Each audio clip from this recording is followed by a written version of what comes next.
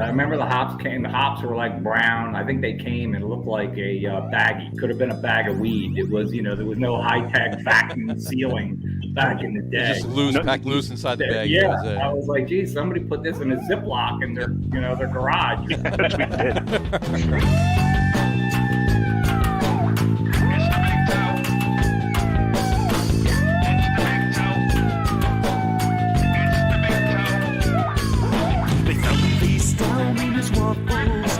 Syrup dripping from his fake robe.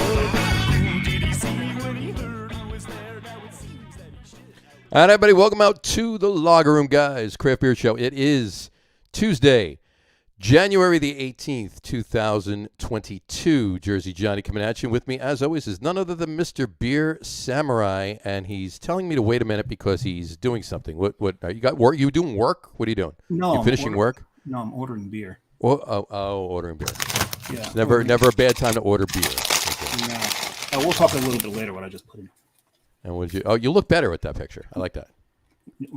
That's nice. With the picture you have up on the screen of you. That's nice. That's a good picture. I have a picture. Hey, what happened? Where'd I go? I don't know, but you were touching your popcorn, and that happened with your camera. So whatever you did. Huh. Interesting. All right. So you might want to bring yourself back up, unless you want to be incognito tonight. What if we do that? There you go. Hey, hi, there I am. There you go. All right. So why are you eating popcorn? Why am I eating popcorn? Because I have popcorn. Because you have, because tomorrow is National Popcorn Day. Tomorrow is National Popcorn Day. Not today, so we're not promoting it, but tomorrow. So we're not really promoting it. What's today? Oh, well, hold on. I got to show you the popcorn I'm eating, though. Oh, jalapeno popcorn. Very nice. Okay, so you probably had jalapeno, like potato chips or anything like that? I've had jalapeno potato chips. I've had jalapeno. Yeah, I've had a bunch of stuff. Yeah, I think I've actually had jalapeno popcorn. I mean, not necessarily that one, but... This stuff's actually from Sweden. Okay. I got it. Do they have jalapenos in Sweden? You would think that's the hottest thing that anybody can handle in Sweden, right? Well, you never know. I don't know many Swedes. I'm sure somebody handles hotness. So, but got my order number. Okay, so that's good. So I've got the Universal Youngs, which they send you a box monthly from a different country, and the first box. Jelly of the Month Club, right? Yeah, it's the gift that keeps on giving. Well, there's actually just interesting food. I mean, right. Some of it's just like, why would anybody eat this? Mm-hmm. But you will. You get some, I'll eat anything. Sometimes twice. Yeah. But this stuff, I mean, it's really got some of the best jalapeno flavor of anything, any like jalapeno chip or anything I've ever had. Nice. It's really, really good. That's awesome. But that's tomorrow. That's tomorrow, though. So you've done 2 minutes on tomorrow's day. So. Yeah. Which we weren't supposed to do. So what's today? Well, there's a reason I'm wearing this shirt. Okay, that's a work shirt. Yeah, you recognize this. Anybody who lives in or around Monmouth County will recognize this. It's on the back of a lot of Volkswagens and Audis. But, because coffee snobs. And today is National Gourmet Coffee Day. Happy National Gourmet Coffee Day. There you go. So, and I am one of those said coffee snobs. Yeah. Coffee snobs. You're a beer snob. Beer/coffee snob there. And jalapeno popcorn snob, apparently. Yeah, apparently. A snob about everything, practically. Of course. But so I've got some of the gourmet coffee nerd paraphernalia here. I mean, most people recognize, like a coffee grinder. You think you're a coffee nerd because you get whole bean coffee. You put in one of these things. These things are great if you got an auto drip. They make a pill for that, Actually, I take a pill that actually causes that. It's in the TMI. It's in the what you call it? Contraindications. Any rate, so but then I've got this. This is my manual Bur Grinder. So it's got settings in here. You can set it to whatever grind you want. Nice, cool. But if you set it to a 1, that's the espresso grind. That's when you've got a mocha pot. One of these things. Oh yeah, which we have. But if you put it up a little bit to like 3 or 4, that is your grind for one of these things, the French press. French press, yes. Yes, I love coffee in French press. It's getting bad press lately. Pun kind of intended. Pun kind of intended. I actually only use a French press and a pour over. That's the only way I make coffee now. You mean one of these? Yep. So I actually have a Chemex, but like most of other things, it's in a box. So, but what's key is the water. You need a gooseneck. Absolutely. When you got to pour over, you need when you got to pour over, you need a gooseneck. Yeah, you do. Yeah. And if you're doing espresso in the mocha pot, definitely one of these things. There you go. one of There these you go. frothers. Disclaimer, folks, this is not a podcast about coffee. No, but we letting love you know. coffee and beer. So if you We do watch love the coffee. show, we talked about our favorite adjuncts. Mm-hmm. Coffee, I believe, is one of mine. It is. Yes. And one of yours Best as of well. my knowledge. Yeah, it's absolutely. It's definitely. coconut coffee and something else. Maple. No, yours was Actually, no. Actually, coffee was an honorable mention. Mine are coconut, maple, and spruce. and mine was coconut coffee. Mm-hmm. I don't remember what the third one was. I'm not sure. Bacon? No, Probably bacon. probably bacon. Anyway, all right. So- So now that so- we've come to a grinding halt, Yeah. crashing halt. So I got my order number, which is awesome. Order number. You have an order number for what? What you ordered beer? You said. I ordered and beer. Was it from a particular brewery? Was it Well, it's from a website called Beer Drop. Beer Drop? Okay, And but you they- ordered a particular brewery's beer, right? Yeah, they've got a bunch of breweries on here, but there's only one that I was actually interested in this time. Right. They're called Finkel and Garf. Finkel and Garf. They're- So I mean, we can go through the whole catalog, but we can just ask someone who works there. we can just ask someone who works there. Why don't we ask let's our do that. guest today, which We is a lot of people in New Jersey will remember him, Mr. Maybe. Joshua Safer. Let's bring him on the show. There he is. Josh What's up, Josh? Safer. Going on? What's going on? There he is. There's your moniker underneath. There you Damn go. sales. I sell beer. There you go. He's the beer seller. Your beer seller. And SELLER, Yeah. not CELLAR. Right. So Correct. they're both are correct, but not, yeah. So anyway, so you were buying a bunch of Finkel and Garf beer, were you? Close. You know, so of course you were able to do that right now. I have to do that after we're done with the show. I will be buying mine. So. Yeah, I didn't buy you any, and No, because we'd have to drive to Maine to deliver it. So I don't. Yes, Yeah. and I bought every last can of the coconut brown ale. You suck. Well, then you are giving me some. So you No, have I a didn't. choice there. So. No, They'll reorder. They'll reorder. No. Yeah. There you go. I'll make sure of it. Anyway. All right. Why don't we open our beer? Because I'm thirsty. oh god, yeah. I had something. I actually found something that might go with the jalapeno popcorn. Is that right? Yeah, What might that be? this is He's got to get his refrigerator that he has next to his desk up on the desk so he doesn't have to lean over and like last week he was actually bent over and like mooning the camera. He was basically. Oh, don't tempt me. Don't Please tempt no. me. No. This No, is, I got something from Alternate This is a Endings. good family show. You can't do that. Yeah, good family show. No such thing. It's ever since the Brady Bunch went off the air, there's never been there's no Not such so thing as much. a No, family show. not at all. No. No, when I was down at Alternate Endings, what was that? 2 weekends ago? I believe that would be correct. Yes. And can I get the pitch higher on that question? Yeah, Am I 2 weeks Welsh? Yeah. Where's alternate endings? It is in Aberdeen. It's down. It's actually Right not out too of far. Mattawan. Right by Mattawan. It's not too far away from Maloney's. Yeah. Yeah, just up 30, just down 34 from the Parkway. Not too far. So it's pretty easy to get to. There's a lot of new breweries in Jersey since I left. There's over 130 right now, Josh. No, the second beer is from a new brewery too. That's coming up on their first anniversary, actually. There you go. But the first Alternate Endings, I got perhaps the weirdest beer that I've had in a while. Drink Your Peas. It is a sweet pea grisette. Sweet pea grisette. There you go. It's Sounds actually good. it's actually delicious, and will probably go with this jalapeno popcorn. You're probably right, actually. No, I'll pour it into one of my New Jersey. There you go. Pouring in New Jersey. There you go. I opted for myself. Well, I'm going since I don't have any Finkel and Garf to enjoy on the show tonight. I opted to just pick one brew. I'm drinking all night shift today. So Yeah, you need like long distance drone delivery. I do.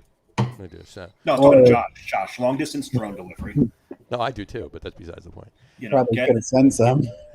Right. get these guys a beer drop to work on it. Right. Yeah. I'm gonna start with Night Heavy actually. Nighthead. Yeah, you ever hear? Well, you heard of Night Light, right? It's their light lager.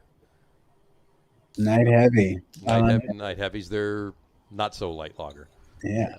Look at that. My third beer in a row. 2 beers last week and my first one today. All lagers.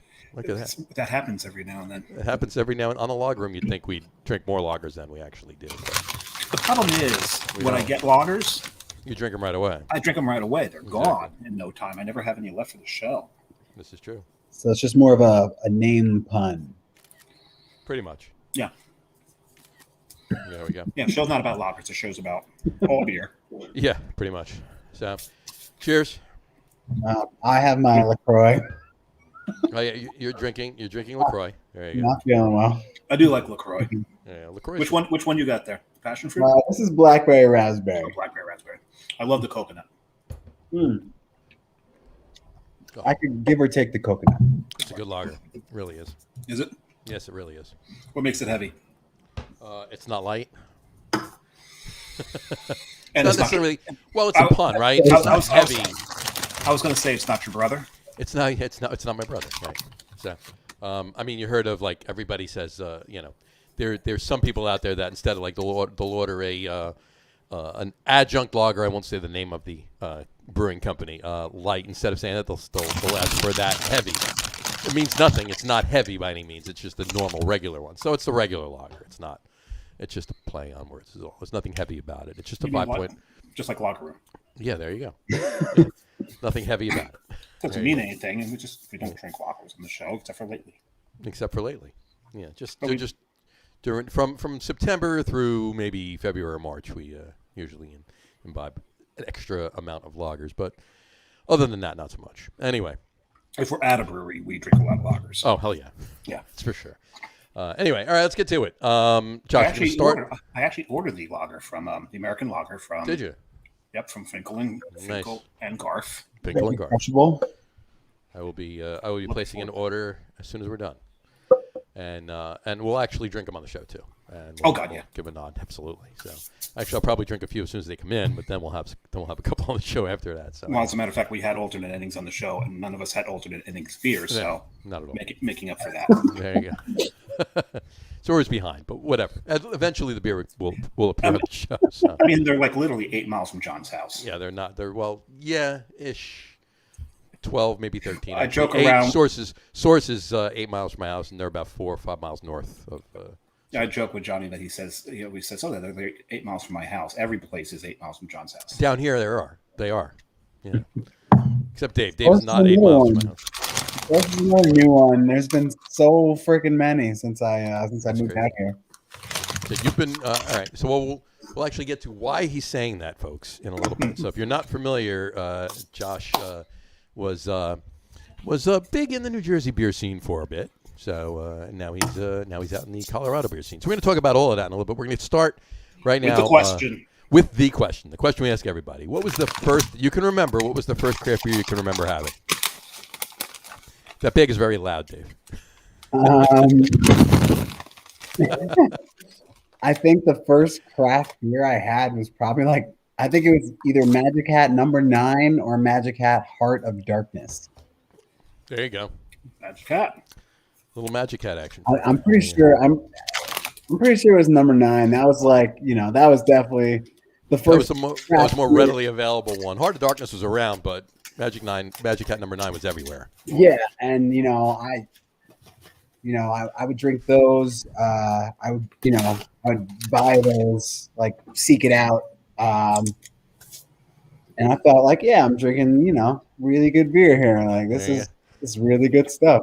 Sure. It was. I love that stuff. No, I mean, for what it was back in the day, it absolutely was. So there was nothing wrong with that back then. Found another use for the pour over. There you go. Fill us full of popcorn. Makes less noise in the bag too. Yeah, no noise. There you go. Cool. All right. What made you decide initially to get into the craft beer industry? I mean, not necessarily specifically any job you got, or maybe it was a job. Maybe it was, but what was it that says, okay, I don't want to just drink this. I want to actually make money doing this. I want this as a career. So, I think I always even before I was 21, and I was drinking, I would always buy craft beer when I was buying it. I don't know why I liked it better. I really don't. I think it's because I was sort of like a hippie-ish type of dude when I was younger, and you go to those shows and on the lot they're selling Newcastle and Magic Hat, people are just selling them, and Sierra Nevada. And so that's kind of that was the crew I hung around with, and we didn't drink crappy beer. There you go. Good friends. You go to parties and stuff and slam a bunch of whatever, but yeah, when I would just buy like a 6-pack or something, it was always like decent beer. And then I think like I didn't drink like a lot when I was young. Not a Yeah, ton. me neither. And then I really did until I started. When I started working at the bars is when obviously I started drinking like a. What was the first bar you worked at? It's called Pub 66 in Dover, New Jersey. It was the train station. And, With all the taxidermy on the walls. That one. No, there's no tax. No, Oh, I'm thinking. I know what I'm thinking. I'm thinking of another one. It's Pub something else. You're thinking of Pub 199. Oh yeah. The seafood place. Yeah. Burned down. They rebuilt another one, right? Yep. Right on top of where it was. Yeah. Yep. Pub 199 in Mount Arlington, up on Howard Boulevard. Pub 66 in Dover. Where was Dover? that? It was literally the train station. Like, and it was like this weird. I don't know. Like at that time, this was like 2008, I think. Like bars in New Jersey were like. A lot of them were like, you can come and get lunch, and we've got like 40,000 TVs, so we're a sports bar too. And then 10 o'clock rolls around, and all of a sudden it's a full-fledged nightclub. Sure, right. Yeah. It's like 18 for ladies and 21 for guys. Yeah, they want to be a sports bar until 10 o'clock at night, and then get out. We're having the college crowd in and sub college crowd till 2 in the morning. Yeah. Right. Yeah. So I worked at that place as a bar back and a bartender and a manager, and saw a lot of stuff there. And then I got a job at the Shannon Rose Irish Pub in Ramsey. Up in Ramsey, yeah. Yeah, when it first opened, I was part of like the opening team. It was absolutely insane. That was that month, that 2 months of my life, January and February of that year. I don't even remember it because all I did was work and go home, drink, and go to sleep. Mm-hmm. Well, that's pretty much. I mean, that's the restaurant business, right? You work, go home, drink, sleep, wake up, go back to work. But Shannon Rose had like some decent beers on. They had Defiant, like Defiant on tap. Yeah, they're up in New York. Who was the last person to sell you Defiant at Dog and Cask? Defiant? Yeah. No one sold me Defiant at Dog and Cask because I didn't buy it. Oh, yeah, you did. No, I didn't have any Defiant on. Yes, you did. No. I promise you did. I promise you I never. I promise you did. Mm-mm. You got seasonals at Dog and Cask. I promise you did. I don't know. You did. So. I can. I think Peerless had it. I'm pretty sure Peerless Beverage had it. John could probably produce the invoices. Kohler, I can produce the invoice. I actually would like to see it because I'm sure I didn't mess around with them too much. I didn't like their beer that much. Muddy Creek, No, none of those. Not the Coors or anything like that. But the some of the seasonals you took in. But it was more so doing a favor for somebody you knew than it was for anything else. But we'll leave it at that. Kohler, I'm trying to remember. I don't know. It's been a while. There you go. Oh, look, like Brian just said, oh, good, Dave is eating, he said. And then what did he say? And then he said, never heard of Defiant. That is also a joke because we all know the rep for Defiant during those years. Yep. Mm-hmm. He then went on to a bar called 381 Main after. What's he doing now? He's doing a podcast now. Mm-hmm. With some jackass named the Beer Samurai. There you go. He's eating popcorn. Matt Patensky says, what's up, Josh? What's going on, Matt? It's been a minute. A little bit. So, Shannon Rose had some decent beer on, and I was into that. And then I got a part-time job just down the road, 15 minutes, still on 17, at what would become the Dog and Cask. It was called Bistro 55. Bistro 55 before it was Dog and Cask. And absolutely. They only had, like, amazing taps. To me at that point, I was like, this is, I got a part-time job there. It was awesome. They had Chimay on tap. They had really, really top-notch taps. It was a great spot. Wasn't that LT's before that? No, LT's was all the way down. LT's, it's a gas station now. It's all the way down East Rutherford, yeah. People would ask me that all the time. Is this the old LT's? No. Used to be Ott Spot, actually, where LT's was. Used to be Odd Spot before. That was like a burger place back, kind of a fireplace kind of thing or a Ruts Hut kind of thing. I miss those type of places. Oh yeah, definitely. But but the first thing that was where Bistro 55 was South City Grill. Yeah. Yeah. It got wild in there. Yeah. It was built for South City. There was nothing there before that. It was like whatever building was there, they tore it down, leveled the area, and then put up South City. And that became Bistro 55, and then, of course, continued. Yeah, and then, I worked at Bistro, I think it was like a few months, 4 or 5 months, and they're like, hey, we're going to shut this down and, like, do a bunch of work in here and, like, kind of do a whole new concept. And they brought me back in as a bar manager and let me kind of just do what I wanted with the beer list. And that's when I really, that's when everyone's like, okay, I'm fucking in. There you go. That became a spot. Yeah, it was great to, it was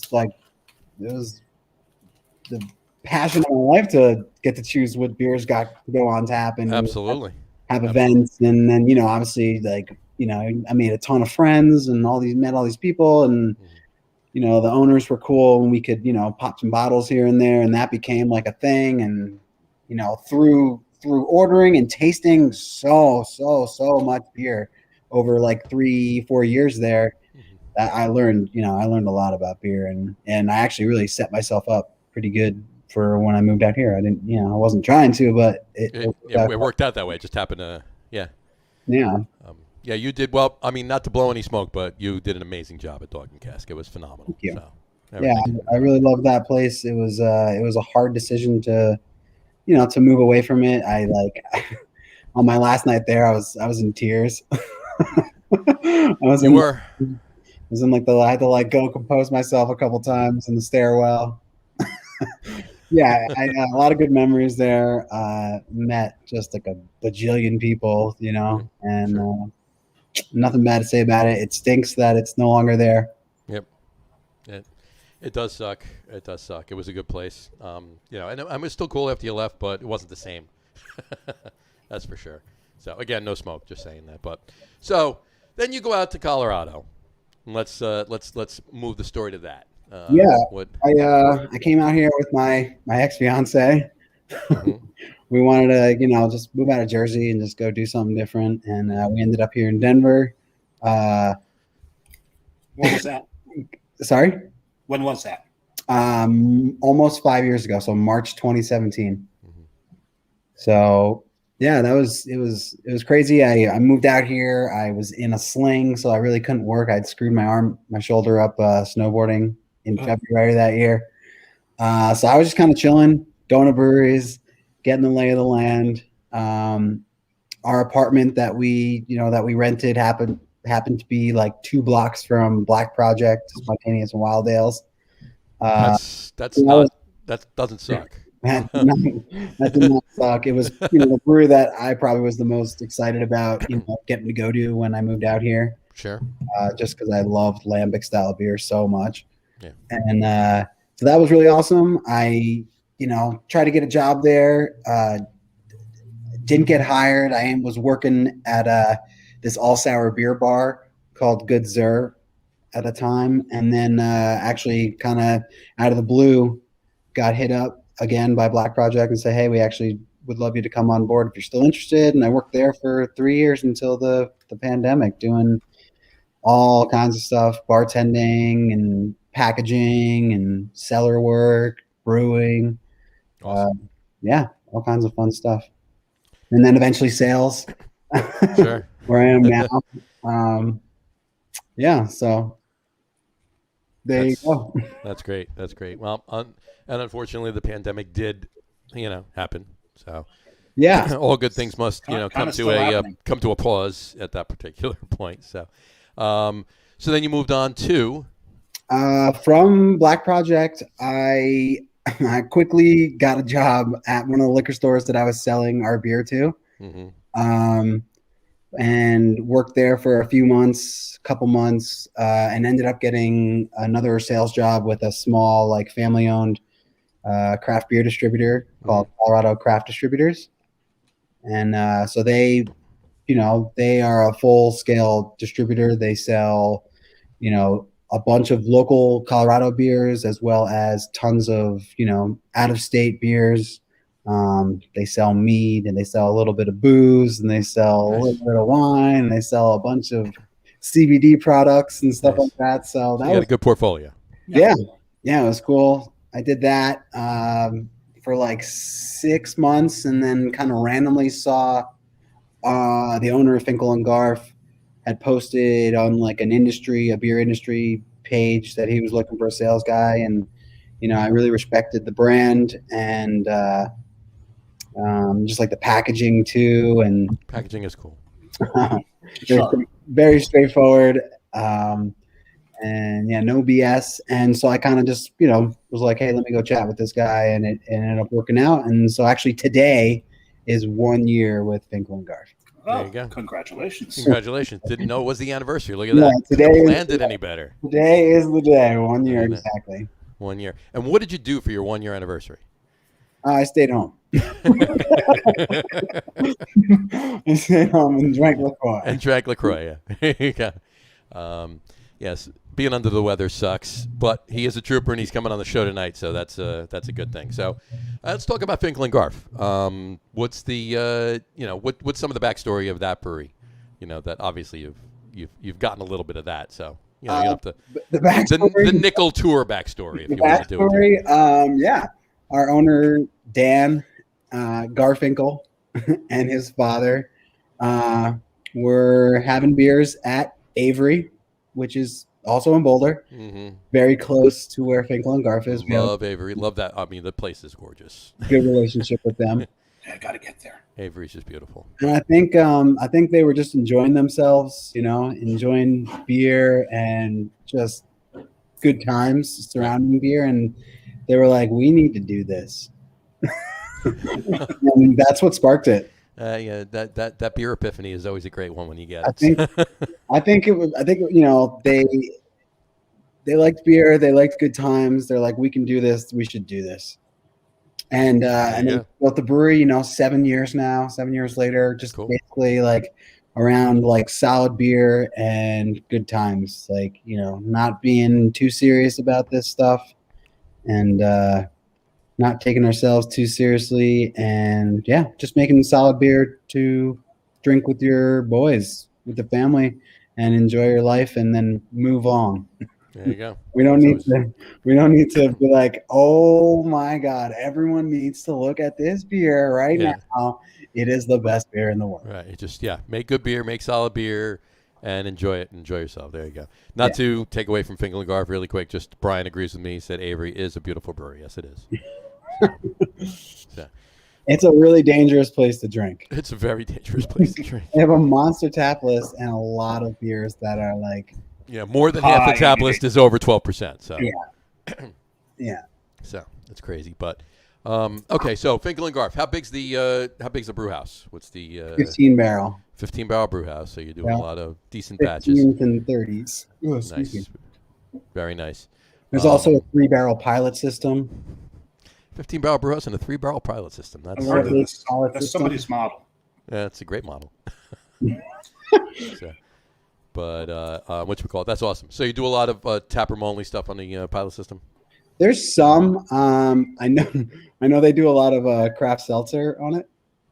Oh, that works. Why not? Yeah, what the hell? Sure. I think it's like one keg at a time type of thing. And are they packaging any of the seltzers? It's all draft. Yeah, only in the tap room. Gotcha.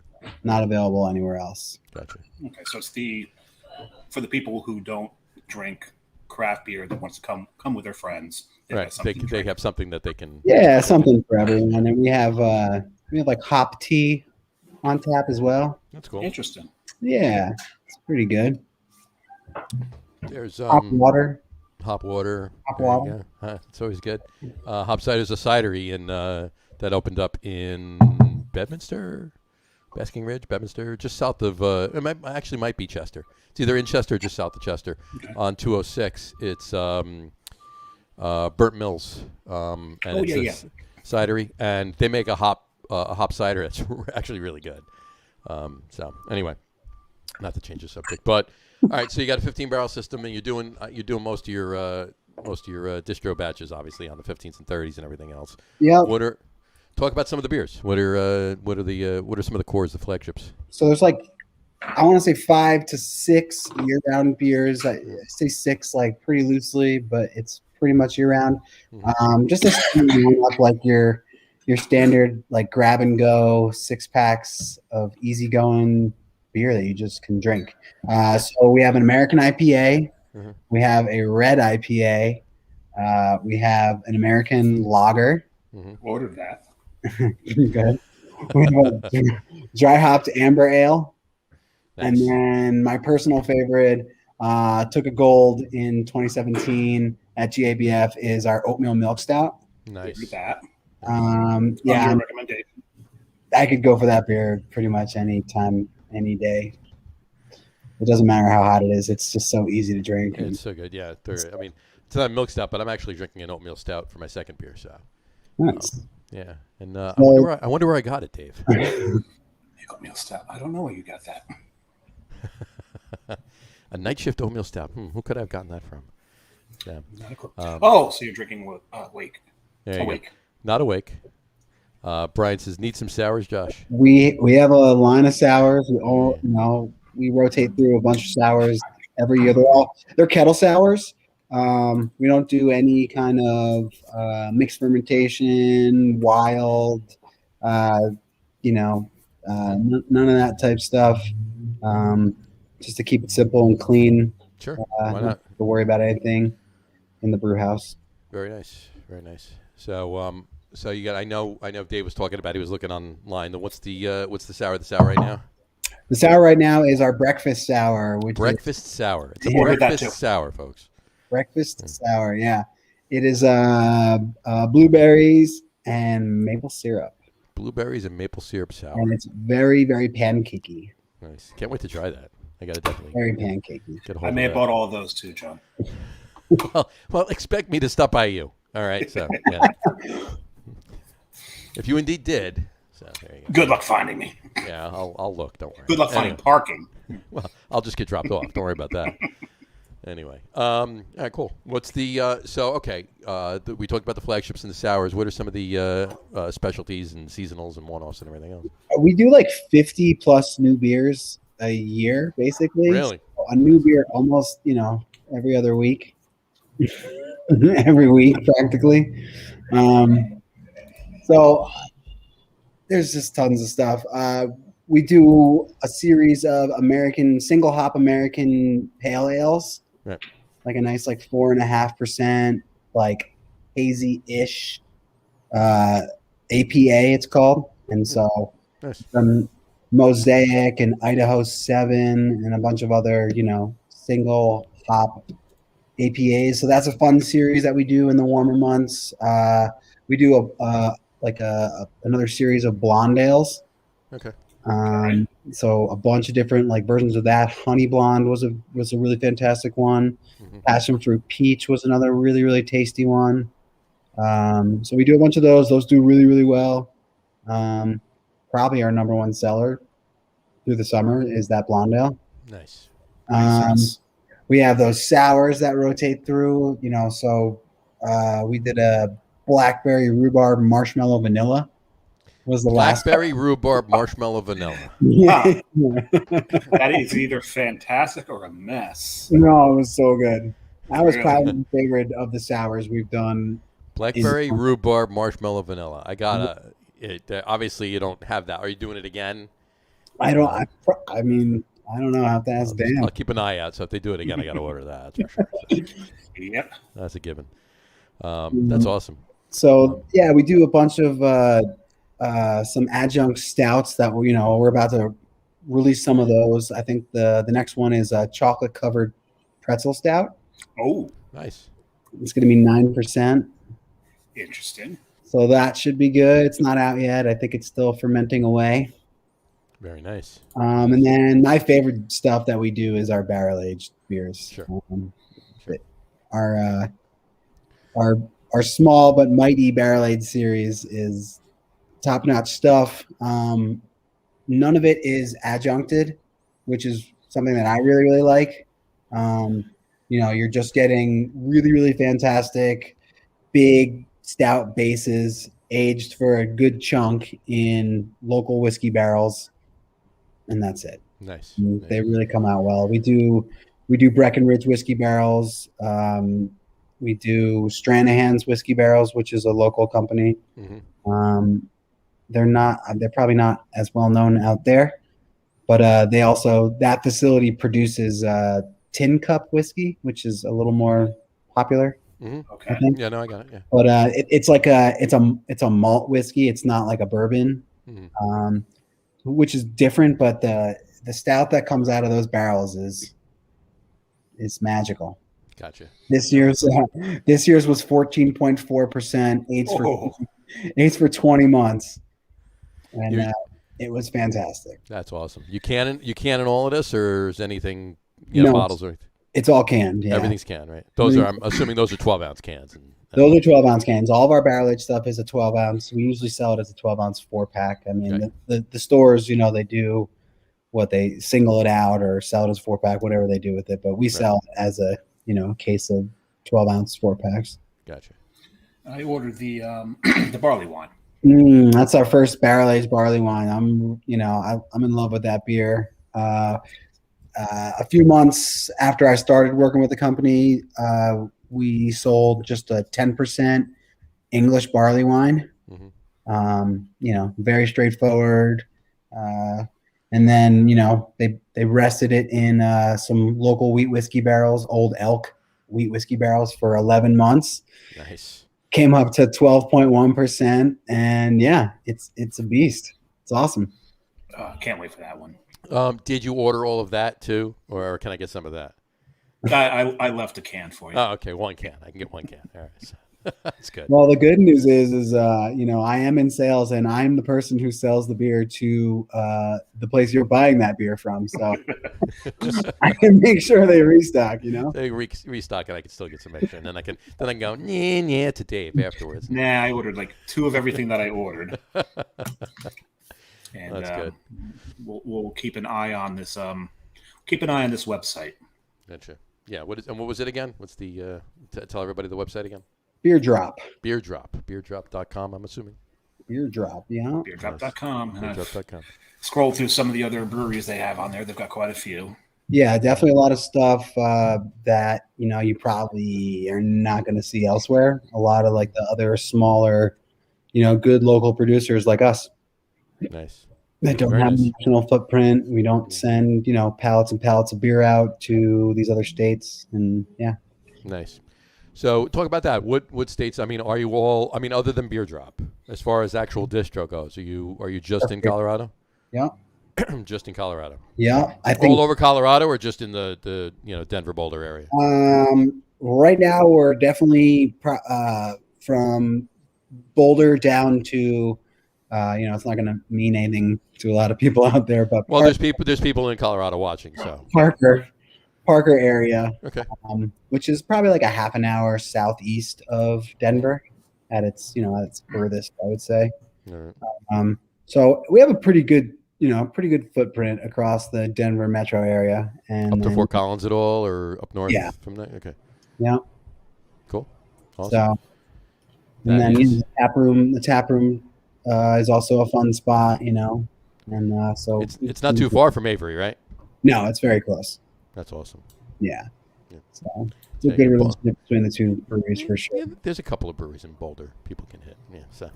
Yeah. Just we don't need to Denver's got a few. Fort Collins has a few. There you go. Just a few. Just a few. There you go. So what's the? Well, I was if you can get them out of the dispensary. This is true. Yeah. Well, you got to pay equal time. Equal opportunity. Spend a little time at a dispensary. Spend a little time at a brewery and a tap room. Well, you got to eat at some point, right? Dispensary. What's that? You don't spend a lot of time in the dispensary. We spend a lot of time with what you get at the dispensary. How's that? Sure. I misspoke. You could do that and then go to a brewery. There you go. Well, yeah, there you go. This is true. This is very true. You can kill 2 birds and 1 stone, as they say. So you get 2 birds one stoned. Kill 2 birds and 1 stoned. Right? No, you get 2 birds stoned at once. At once. Done. We'll be here all week. Tip your bartenders. All right. Which one call it? So I was gonna talk about the Denver Boulder beer scene or whatever. I wanted to talk a little bit about that. Obviously anybody in Colorado watching is going to know a lot of that anyway. But there are people in other states that may be traveling there, so we'll talk about that. But I'm out of beer. Did you finish yours, Dave? Mm-hmm. Okay, so I finished mine. So what kind of question is that? Why don't we? I figured you did because I finished mine. So there's no way in hell you still have some left. So I just wanted to make sure. I got to reach over here and move the camera again. So I wanted to keep it. At least your ass is facing the Rodenbach sign. So. Yes. Poor Rodenbach. Sorry. All right. So what's your second beer there? Well, this is another. This brewery, I think, is coming close to their 1 anniversary. This is the Seed, a living beer project. Yeah, I've heard some good things about that place. Oh yeah, and rightfully so. The strange thing is when I ordered the Tomave Pivo. Mm. And their Tomave Pivo is very, very good. Shadows is a fantastic beer. But when I got home, I realized they had given me the lessons nature taught us. This is a double IPA. So you ordered a Tomave Pivo, and they gave you a double IPA. Yeah, I think very the not right beer. Yeah, the beer tenders had been drinking the whole time we were there, so I don't think they were paying much. They were a little tired. Oh, did I leave the us off when I sent you the beer name? Nature taught. Yes, you did. I just typed what you said. So here, hold on. At least you left everything in lowercase because all their beers are in lowercase. Are in lowercase, yeah. Here, is that better? Beautiful. All right. We fixed that quickly. Yeah. This drinks every bit of that 8.5 ABV. I'll tell you that. Does it really? Yeah. You can taste it. You got it. Oh yeah, you can taste it. There's It's not hidden by any means. You get it. No, it's not. It almost drinks a little like a triple. It's got that thickness to it. But it's absolutely freaking delicious. It's you've got citrus, grapefruit rind, the white bit of underripe melon. Yep. That's the flavors are fantastic. But even though it drinks a little higher than what you would get from a typical DIPA, the craftsmanship of this beer is phenomenal. Yeah, they're making some really good stuff this season. I actually haven't been down there yet. I live 35 minutes away, 40 minutes away. I have to get down there. Not 8 minutes? Not 8 minutes. No, that's a little further. It's a little further.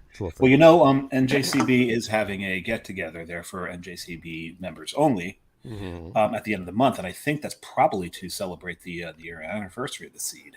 There you go. It may very well be. So we may in that Facebook group. Yeah, there you go. I'm about to get the boot, apparently, though. And just so happened to have my 22 card sitting right here on my desk. Yeah, there you go. I don't have one of those, so I'm getting the boot, apparently. But I might just be grandfathered in. I don't know.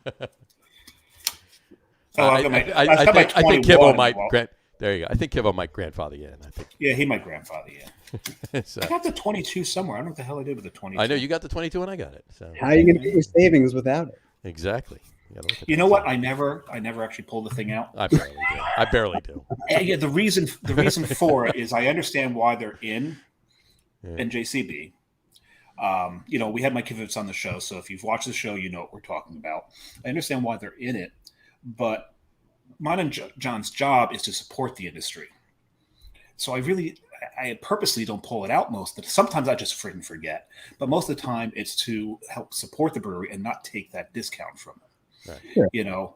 There's been times where I've walked into breweries, they know that, their owner or brewer is going to be on the podcast and they're going to start throwing me beer. I'm like, no, charge me for the damn beer. Right. I'm not here to take advantage or, get freebies. We're here to support you guys, hawk you guys. They wind up putting a discount on it anyway. Okay, fine, I'll give them that. But, I'm not going to walk out with free beer just because, we're going to have them on a podcast that no one listens to. No, not at all. Absolutely not. So I'll remind you. So it's the whole reason I rarely pull the card out. Yeah. I'll do it at restaurants and bars. Right. Oh yeah, I never do it at a brewery. And honestly, I probably maybe 20% of the time, 30% of the time I do it. Who was that? That's my girlfriend. Hi, Josh's girlfriend. She just got home from her first day at her new job. So there you go. Congrats on your first day. Your anniversary and her first day. Her 0 anniversary. Yeah, it's weird. Look at that. first. Today's 1 year exactly since I started with Finkel and Garf. There you go. Nice. That's weird. We have a first day anniversary. First day anniversary. You have the same anniversary at your jobs. Yeah. That's great. Scared. Did you plan it that way, or just She totally did. There you go. They wanted to start last week. She says, "No, I can't start till next Tuesday." She's like, "Start Monday? No, Tuesday." That's like, great. Monday is a holiday. That's funny. Yeah, this is true. All right, I'm going to open my beer because I'm thirsty. I'm going to be drinking a Bennington. Where'd you get that? Where did I get that? Right there from Night Shift. There. Actually, this was one of the few times John and I exchanged beer, and it wasn't in Portland. Right. It was actually in Freehold. Well, Colts Neck to be exact. Colts Neck. Right. Oh, we look did at beautiful beer. Our first ever. Well, no, it was not our. No, because the We did a was, live. Carton was live. We did a first ever special brewery tour podcast. Special non-podcast day brewery tour podcast. A special podcast. So we did it on. It was National Lager Day, wasn't it? It was National Lager Day. Yep. Yeah. So we had to celebrate, so we went to the Source and did a live podcast there. And we did. And we had Greg and Jeremy and a few of the bar guests, brewery guests on as well. So who were very curious, going, "What the hell are these? So guys?" what the Is that hell are Greg? these guys doing? Yeah. Greg Carmody? Greg Taylor. Oh, okay. Greg Taylor. That was another one of those old carton dudes. Yeah, right. Yeah, Greg Taylor and Jeremy is from the Carton Days. Jeremy Watts, yeah. And so here, cheers. I'm gonna drink that. There we go. Cheers. Trillium glass there. Improper. Oh, I'm actually using an untapped glass. Oh my God, this beer is so amazing. Have maple and Dutch processed cocoa in this oatmeal stout. And I still, every time I put your roll up, and I never put mine up. There we go. I've got one left. You got one left. This was kudos. Thank you. Drink it. Did you drink what I? Yeah, drink it. Drink your beer. What does Joe say? Drink your fucking beer. Drink your fucking beer. Drink your beer. I moved out here with an embarrassing 45 cases of beer. Oh, God. That's not embarrassing. That's impressive. Yeah, well, it's both. It's both. Did you have to get a separate trailer? Well, what would have been embarrassing is if they ask you how much do you drink and you say, one bottle a month, and then you had 45 cases. That's embarrassing, but you know. Most of that's gone now, so that's a good thing. That's a good thing. Well, I mean, 5 years. I mean, I hope it's. Well, you know I what? hope most of it's gone. I was spending a lot of money. I was going up to Hill Farmstead like monthly, and spending like $300-400 every time I went. Oh my God! Jeez. And I was like, it's gonna be good to have that beer out there. It'll be dope. I'll bring it to shares. I'll share with people. It'll be excellent. And yeah, I still have like 4 or 5 bottles of that. They're like legit 5, 6, 7 years old. Oh yeah, no, I still have. I have a couple bottles. I think I have a bottle of. I think I have 2 or 3 Hill Farmstead bottles that are probably like 4 years old, 5 years old. But I mean barrel aged stuff. It's not like I don't have any IPAs, Joe. Anyway, but another inside joke. We do have a question from the Peanut Gallery and probably the head peanut. Yeah, the head peanut of the Peanut Gallery. Let's do that. So this will bring us into the Denver beer scene, and actually probably lead us into the top 3s as well. Possibly. Matt wants to know: have you been to Cohesion yet? That is like my new spot. I can imagine. I go there often. How many foam shots have you done so far? I love the foam Maliko. I believe it's called Maliko. There's they have the different like pour levels of foam. Sure. Mm-hmm. I can't remember all of them, but there's like Maliko. There's like Snit or Sneet or something. Sneet, something like that. Yeah. Matt's been there. I haven't been there yet. I may be out there in April. I will definitely be there then. So that's for sure. Hit me up. But yeah, it's definitely one of my favorite spots to go. I have yet to be disappointed at all there. Gotcha. That's awesome. My girlfriend doesn't drink, and she even likes the place. That's great. Yeah, Matt found that place. Matt, were you out there? You were out there in August, right? July or August? You went to Cohesion. You can answer. There you go. Oh, there we go. Leon Cooper wants to know, Josh, are you still a fan of Jamiroquai? Yeah, man, absolutely. I love Jamiroquai. Absolutely. Come on, it's funky goodness. And what other albums do you know that have like a didgeridoo track on? Didgeridoo, yeah, really. None, exactly. No. Midnight Oil. Yeah, Midnight Oil does have a didgeridoo on it. Yeah, you're right. But yeah, it's odd because I just had a playlist going the other day, and I had, I think, 7 Days in Sunny June and Virtual Insanity were both on on that playlist that I had going on the other day. So, Josh, I texted Leon to let him know you were on the show. Leon and I go way back. It's been a long time since I've heard from him, for sure. I've known Leon, I think, 24 years. Look at that. A very long time. And, even longer than he's known me. Yes. And so I told him you were on the show.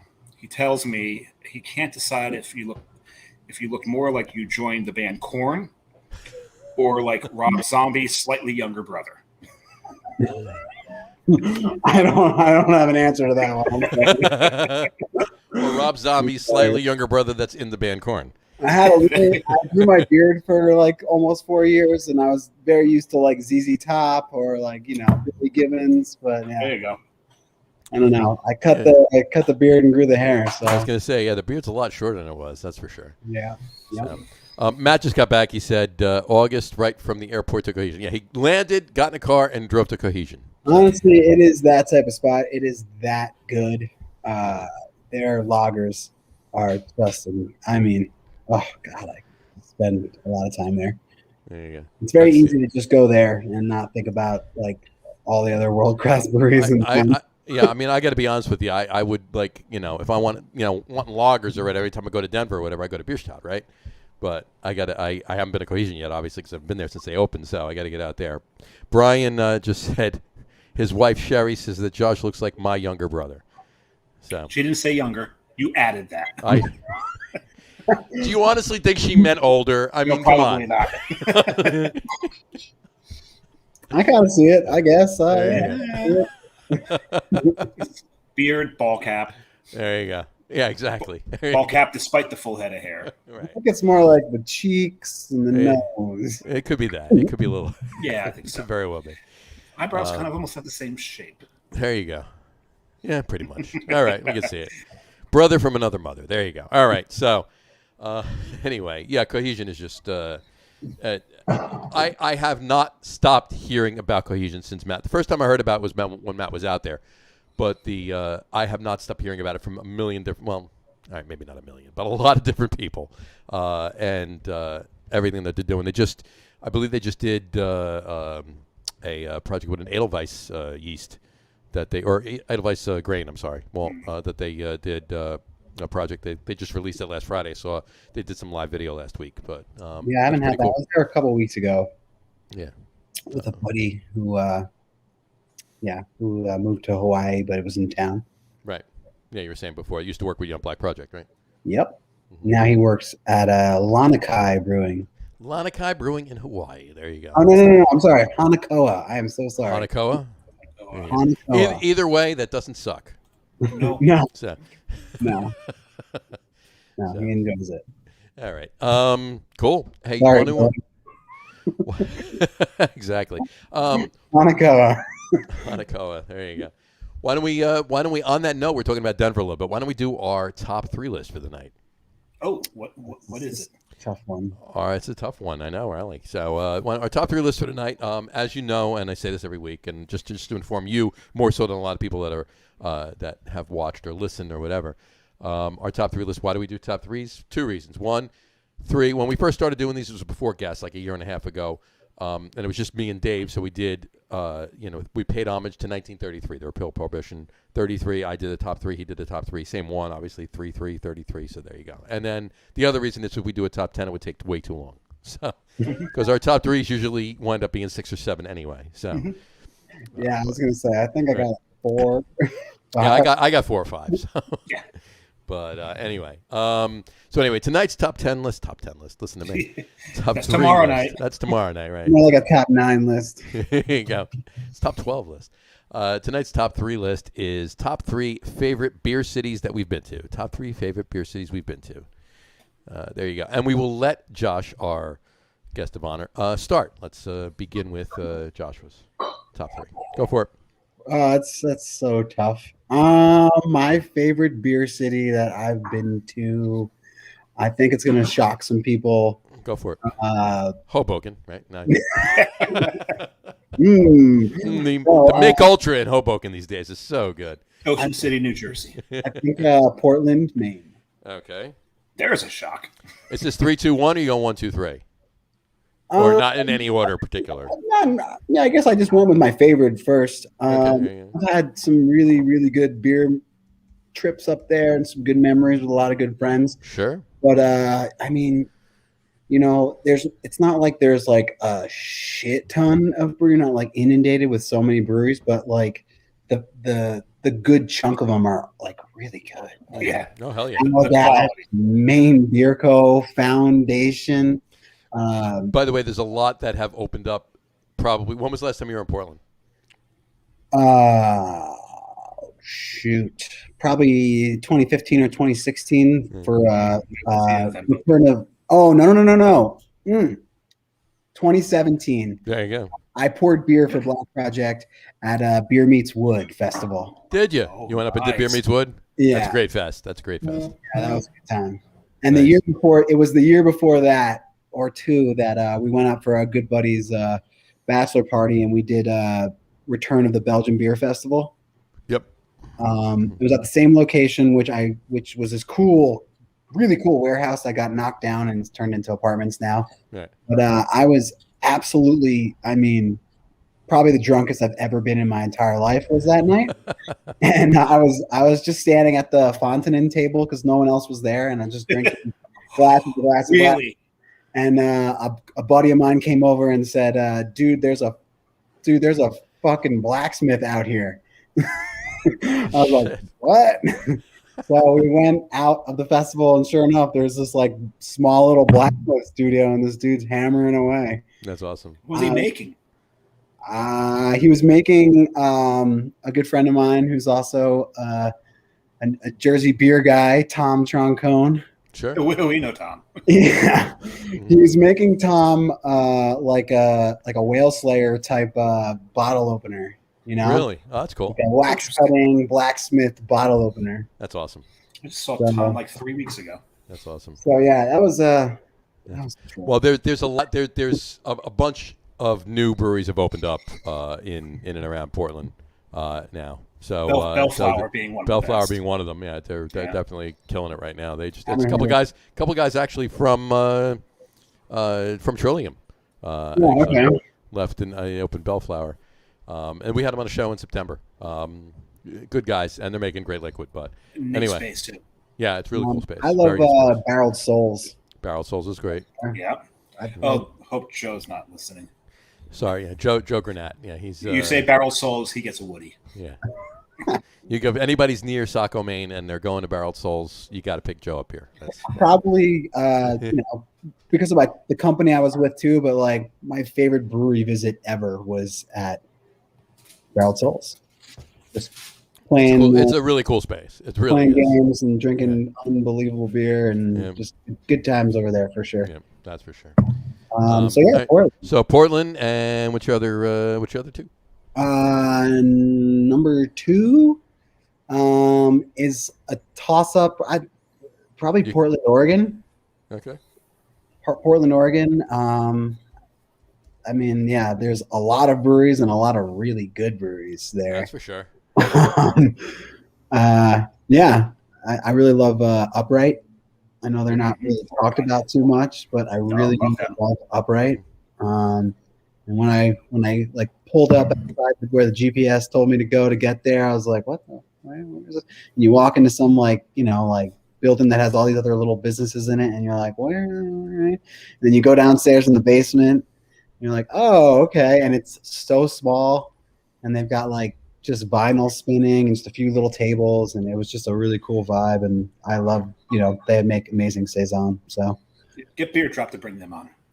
There you go. Yeah, It's the only way we're going to get them here. Yeah, get them. Yeah, that'll be the one. I feel like I was so shocked when I was there because of how small they were, and that I would be able to buy their bottles in New York. You'd go to like Cable Beverage, and there they were. Yeah, well, Cable has everything. Cable, If you got to find it, you got to you spend an hour there and look for it. I miss that place. That place was so cool. Going to Cable's, like, I always think of the Lion, the Witch, and the Wardrobe. Oh yeah, it's pretty much in 5 years, it has not changinged. No. Not at all. It never will, and hopefully never will. And to be quite honest with you, and this isn't a bad thing, by the way. I'm not putting them down. Probably 40% of the beer they have in there was there the last time you were there. Yeah, probably. And all barrel aged, so it's even better than it was when you were there. But you know what I'm saying. Yeah, they a lot of beer packed into a small space. That's for sure. God, yes. Oh my God. And there appears to be a rhyme or reason to it. On the surface, dig behind. There's no rhyme or reason. There's no rhyme. Dig. You have to dig. You got to dig. That's the only way you can. That's the only way you. Yeah. Well, the rhyme or reason is you gotta hunt for your beer. You want the good buys. Go look. Could be some buried treasure there. Exactly. That's for sure. Yeah, they've got that one end cap. As soon as you walk in, empty every beer off of that first. Right. Buy all that because that's usually fantastic. That's all the good stuff. That's all the good new stuff. Right? New stuff. That's all the good new The stuff. one like all the way in the back by the cooler doors. You got to get with that, but that's what you get. You go all the way back by the cooler doors and start in that aisle and then work your way up. Yeah. Yeah. If you find yourself with your legs kicked up in the air digging into it, you're doing it right. You're doing it right. Absolutely. Absolutely. Yeah. And what's your other one? What's your other city? San Diego. San Diego. Yes. I took a little trip to visit a friend before he did a little time. There you go. So wait. So we got married? So we got married? No. No, okay. Just making sure. No. He's another New Jersey beer guy on the scene. I'm not gonna say it's fine. No worries. That's what after we sign off is for. You've all had some beers with this guy, I'm pretty sure. Yeah, of course. So. But yeah, I went out to visit. No, San Diego's stupid. San Diego's just stupid. Yeah, I mean, it's the land of never-ending delicious West Coast IPAs. Sure. The thing about San Diego is I saw one place had their beer list. They list its IPAs and not IPAs. Not IPAs. So, Give me an idea where their vibe is. Exactly. I had one of the scariest. Or was it? Yeah, it was one of the scariest. Oh no, that was Seattle. Never mind. I was going to Tornado. Tornado is in San Diego too. Coronado's but they have one in Seattle. And Coronado, that was an Oldsmobile. On my way home, Coronado. No, a Tornado was an Oldsmobile. Tornado was an Oldsmobile. Yeah. Well, Coronado was also a car as well. Yeah, it was a Chevy, wasn't it? Or it was a GM car. I know that. So. Yeah. And there was, of course, the El Camino. Well, of course. Absolutely. And I actually had the Ford version of that, the Ranchero. There you go. Dark green with a big gold stripe down it. Oddly enough, you ordered that at Chili's the other night. Well, yeah, it was a Ranchero with a long gold stripe down it. So, anyway. All right, Dave, your three. Go for it. You want to put up Brian's and Matt's? I'll do it when we're done. Oh, all right, so because a lot of them are crossovers, so let's get ours up first, and then we'll give them their yeah, right. So what I did is, knowing that Portland was going to be on there, I knew San Diego would be brought up. Of course, some of the greatest places, and absolutely. Sure. I've never been to San Diego, but Portland. I've been to Portland twice. I remember a good chunk of both visits, not the whole chunk. Mm-hmm. Which chunk don't you remember? Usually towards the end. Okay. Usually towards the end. So most of the stuff we did together, you don't remember. No, that was actually just blocking it out intentionally. Oh, I got 601. We went to the Navari Res, and I was the first 3 beers I ordered they were out of. Oh, fun! So and then I ordered my first beer, which was his 4th beer. When he ordered, actually no, it was his 3rd beer. When he ordered that, he's like, and she comes back, she gives me mine and says that was the last one. So yeah, most people have had some wonderful experiences in Navari Res. Me, not so much. So I need to go back and fix that. You got to go back. I've had great times in Navari Res. It's a great place. It was just the night we were there. So yeah, it's just, and you got to remember. And no offense to them, because This is like right after COVID, where a lot of people are, everyone had switched to canning, so there's not a lot of kegs out there. Mm-hmm. So they were actually quite low on their stock. So got to give them their due. And they had opened already, and they've been open for a little bit. So a lot of the stuff that they did have sitting, everybody and their mother came out. Oh, well, we can go out now. We can drink beer. So they were getting there. They were even getting hit harder, and it wasn't being replenished as quickly. So the lists were diminishing a little bit. Anyway. But what I wanted to do is I wanted to hit. I can look out the window and I can see New York City. I mean, that's a fantastic beer city right there. Sure, it got a lot better. Yeah, and you can even go borough by borough, count them as their own cities, and then make the list. Right? Oh yeah, Brooklyn would make the list. Queens would make the list. Manhattan, not so much yet. So it depends. Not so much talking about breweries, but bars. Bars, yes. If you're just going the drinking scene, yes, sure. Manhattan makes the list. Right. They have the best beer bars, like in one anywhere. Yeah. You name the city that has better chunk of beer bars than Manhattan. Pony Bar, Blind Tiger. Sure. Pony Bar. Yeah, Pony Bar moved and they've changed. Pony Bar early on, years ago, was the shit, yeah. I went to the Upper East Side? Upper East Side. The Pony Bar on the Upper East Side is the one. It's the only one that's open now. They closed Hell's Kitchen. Okay. Well, I went to that one on my birthday once, and I had a similar situation to you at Novari where I tried to order a couple beers and they were not available. And I was and I was kind of like, what are you guys doing here? Like, you got draft space. Like, you go downstairs and tap the beer. That's what I did. Like, you want me to do it? Yeah. I'll do it for you. But I hit Pony Bar and Hell's Kitchen one time, and it was, I guess, just before they had moved. And the bartender actually directed me to another bar called As Is. Oh, I have not been there. As Is was cool. As Is was fantastic. Yeah, As Is was great. So take those away. So I'm throwing my caveats out there and my kind of honorable mention. But what I wanted to do was actually mention some of those cities that I've been to where their beer scene's up and coming. And I've actually watched them develop. The one is actually much better developed through the years, and it's on one of the lists that someone put up. The Tampa St. Pete area. I mean, yes, we all know about Cigar City, but between Angry Chair, Green Bench, Cycle, Arcana, Seventh Son, Arcana, and Seventh Son is open really close to Angry Chair now. They opened one in Tampa now. I mean, these are some fantastic breweries out there. Sure.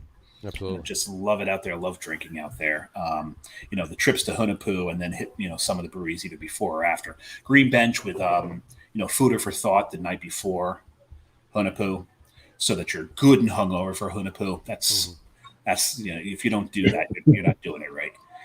So that I'm going to put that in there as one of the more established ones. But the other two I'm going to mention, not probably less established, but I really enjoyed the scene there. I'm going to start with Flagstaff, Arizona. Don't forget Winona. And Flagstaff has got, I think there are like 9 breweries now. Mother Road, named for Route 66, which runs through Flagstaff. They're kind of the hop heavy brewery. Really putting out some phenomenally hopped beers. They're really controlling their hops well. Right. I recommend them. And then Flagstaff is one of the dark cities because there's actually an observatory in Flagstaff and dark sky cities. And Dark Sky Brewing, they're all over the map with their styles. They do some really good sours, mostly Kettle Sours. Dark Sky's great. Great. Yeah, they put out some great liquor. I know them for their big stouts. Yes. Yep. And they do the big stouts. They do IPAs. They do. They do pretty much every style you can think of. And I love them for that they really push the envelope on some of these styles. Really enjoy them. So that's one. But the one that I really, really enjoy, because I've actually been there a few times, seeing them grow through the years, is Knoxville, Tennessee. You can bring up Nashville, and I was going to bring up Nashville because there's so many great breweries in Nashville, right? Like Southern Grist, Bearded Iris, some Yazoo. There's some great breweries in Nashville, but Knoxville has got Alliance Brewing. They've got I just forgot the name of it. This is all one right. brewery. Right. It's Take the one a sip of brewery. beer, you'll be fine. There we go. It's the one brewery that you can sit in, drink that brewery's beer out of the glass blown by the brewery's owner. Wait, what happens? What do you get? Hand blown glass. Oh, you get. Oh, Yes. okay. There's I glass. thought there was something else going on there. I mean, It's not arrogant bastard, but it's something along those lines. It's like pretentious. The brewery's called pretentious. I'm gonna just stop you for 1 second. Matt has to leave. I just want to put his up really quick. Matt said his are Portland, Oregon, Burlington, Vermont, and Tampa, St. Pete. And there you go. Pete, yeah. Yeah. And whatchamacallit. And as far as New York goes, he said Proletariat is in there for Manhattan, Well, they're right. They're nearly across the street from John's favorite place. which I put up. I just messaged back. I said augurs well. Absolutely. Yeah. So. Augurs well. And then he said, I got to run. Have a Zoom meeting. Great to see you, Josh. We'll hit you up next time I am in Denver. Can grab some Czech lager. There you go. Sounds good. Get some Pivo. There you go. So, anything else on Knoxville? Go for it. There's a bunch there, and I knew that they were starting to really grow up when three of the breweries, Pretentious, Alliance, and there was a third one in there. They kind of created like a conglomeration where they would get together, brew a beer, and they had one name that included elements of all three of them. Okay.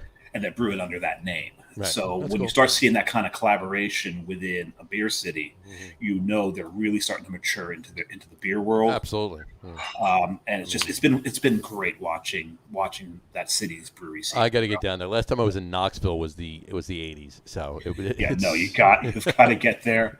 There's a brew pub that's on the main drag. Don't go there. Yeah.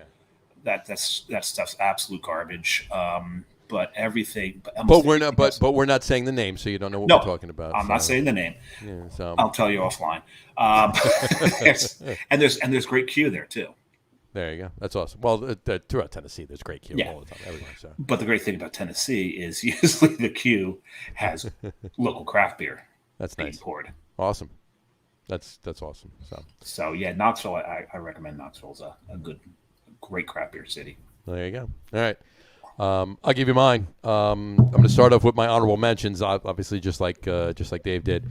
New York City, of course. I'm not going to include it in this list because it's home for me, right? I mean, it's almost a given. We live here; it's a given. We get it, And Dave's absolutely right. I mean, you could Brooklyn, Williamsburg, and there's a lot of other areas of Brooklyn you could choose. Yeah. I mean, that was my favorite beer bar anywhere in the world is in Williamsburg, Brooklyn. So you could break Brooklyn down to its neighborhoods and then make. And then you could do neighborhoods in Brooklyn, yeah, absolutely. And Queens, the beer scene in Queens, brewery specifically, and a couple bars. LIC, LIC, just LIC alone has some great breweries. Sure. All of the breweries, yeah, between LIC and Single Cut, and I mean, my favorite being Fifth Hammer, but LIC and Single Cut are a super close second and third. And my favorite one in Queens is Finback. Finback is amazing. Oof. You got even Big Alice, tiny space, great beer. Yeah. Interesting. Those guys came through Black Project once. Did they? Big Alice? Yeah. That's awesome. I've got a bottle of theirs in the fridge that they brewed for they brew it for Pride Week. I got a couple. I got a barrel aged quad from them. It's probably a couple years old at this point. I gotta crack it soon. We should do it at a share at some point. Drink your fucking beer. Drink your fucking beer. I know. I can't. All the bottles I have, and all the bottles I promised me, they're all barrel aged. They're all like big beers. It's fine, but I can't. I probably have 180 plus bottles, probably closer to 200 bottles. I can't drink them myself. They're all bombers. They're all. I mean, probably 20 or 30 of them are 500 mils. They're all 750s. I'm going to drink them myself? No, fuck no. I'm not drinking them myself. Josh and I will be there Friday night. Come over Friday. We'll open a couple. Oh no! I've got a Evanescence concert. Evanescence. Holy shit! Believe it or not. And then 2007 called. They want their band back. Yeah, you gotta bring him to light. All right. Well, Saturday, the night after, I'm going to Philly for a Wombats concert. Even better. There you go. But anyway, so New York City is and like I said, like we were just talking about, Proletariat on St. Mark's. St. Mark's on its own, it can be between Proletariat. You know what? Can I throw another honorable mention out while we're there? Speaking of going in for that concert. In the middle of my honorable mentions, go for it. Your honorable mentions. Fishtown, Philadelphia. Fishtown, Philadelphia, absolutely. Sure. The Source opened up there. Other half is opening up there, and you've got so many other breweries in there. There's a bunch of breweries in there. Yards isn't too far away. Nope. Love, what's it? Love? Is it Brotherly Love City? Love City opened up there. Urban Robot, something Robot. Yeah, I think, and there's a bunch of bars. There's a barcade there. Stoddard's Pub is nearby. It's really cool. But anyway, so yeah, New York City, and then like I said, St. Mark's, Augers Well is like home for me. And in Proletariat's across the street. There's a barcade up the block on St. Mark's there, and then everywhere in the East Village. Again, you could do areas of Manhattan too. You got the East Village, you got the West Village, you got Hell's Kitchen, you got even the Upper East Side, the Upper West Side. George Keeley's on the Upper West Side. There's a bunch of places. Anyway, so New York City, but again, it's home, so it's not on the list per se. It's getting an honorable mention. And then to Matt's, Burlington, Vermont, absolutely. I mean, there's a bunch of great places in Burlington. You can't forget that. And I mean, just particularly in Burlington, not even talking about the 45-minute ride up to Hill Farmstead, just in Burlington, and my main honorable mention is going to be Boston. You would think everybody knows, if you watch a show, you know how I feel about Boston or anything like that. Not just you, me as well. And Dave as well. But Boston, I love the city of Boston. Everything about it, it's great. They shut down too early. Yeah. The whatchamacallit, the this is true. They do shut down too early. They do shut down. They roll up the sidewalks at like midnight. There's a couple places. If you know where to go, you can get it. I mean, hey, my one of my favorite bars in Boston, with the exception of maybe Sunday night and Monday night, you could sit until about 2 or 3 in the morning, so you can still do that. So that's fine. That would be Bukowski's. Yeah. I bought a shirt while I was there. Yeah, you did. Bukowski's on Dalton Street. It's such a great place. They have a great tap list, great bottle list, and Tip Tap Room's great too. There's a lot to do there. But here's the thing, though. Tips. If we're talking about Beer City, right? We're talking about the city.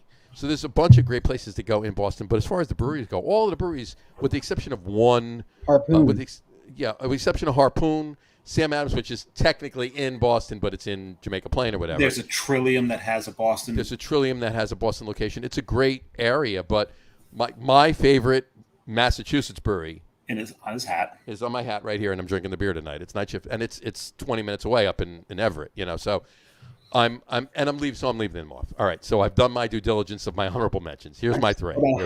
How hungover I was after an EBF at Night Shift for their early morning cellar release thing. I was absolutely shape. Yeah. You have to go up. You have to go up for the cellar release at Night Shift after an EBF. You can't. It wasn't a trip unless you did that. I don't think I've been to Boston in my adult life and not drank too much and thrown up. The first half, yes. I'm not sure if I've ever thrown up in Boston. I'm doing it wrong. No, I think you're doing it right. You don't have to drive. Yeah, you're doing it right. If you didn't, you're doing it wrong. Yeah, you didn't have to drive me home. So there you go. All right. So here's my three. After all of that talk, here's my three. Here we go. And in no particular order. I'm not giving them any particular order. These are just my top three, and it doesn't really matter because they're all great. I will say, Pittsburgh, Pennsylvania. Pittsburgh has an amazing craft beer scene right now. The Independent. What's that? The Independent is really cool there. They're right now. My one of my favorite breweries, or a bunch of my favorite breweries are. I won't say what's number one, number two, whatever. Grist House is amazing. Grist House is making amazing beer. Dancing Gnome is making crazy good beer. Old Thunder, 11th Hour. I could go on. I'm wearing Cinderlands, the shirt right here from. Well, they need something to wash down the Permonti brothers with. Oh yeah, well, no, I mean, you wash Parenti Brothers down with Iron City. I mean, that's true. You're doing it wrong if it's not Iron City. You're right. You need an icy to tear that stuff out of your throat. Exactly. So anyway, but Pittsburgh has a great scene right now. I mean, and it's a 5+ hour ride for me, but I'll get out there as often as I possibly can. It really is. It's a great city, and I love it out there. And John knows I was all planned to go there for my birthday weekend. But something came up, and I'm going to Italy instead. So Yeah. Well, Pittsburgh, Italy. uh, So anyway, so that's that. And I'm throwing it out there. And I know it's home for Josh. I'm saying it. Denver. I mean, you can't talk about a beer city and not talk about Denver, Colorado. Yeah, we kind of kick ass. I mean, my one of my good friends who's on the Get On With It Sports podcast with me on Wednesday nights, Harry Lugnuts is his name on the show. His name is Bernie. He's been out there for almost 30 years.